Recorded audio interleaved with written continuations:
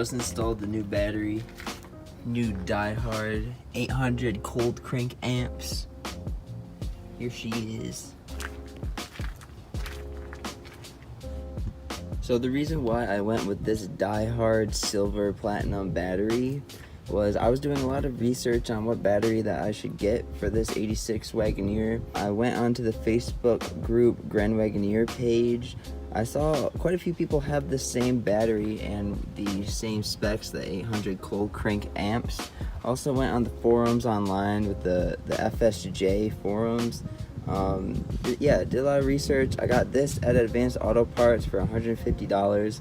I can tell that there is a big difference inside the vehicle. For instance, when I roll down the windows, I can tell, you know, there's just more power to it, and it starts up like a champ. And I really recommend this battery if you're looking for a new battery for your FSJ.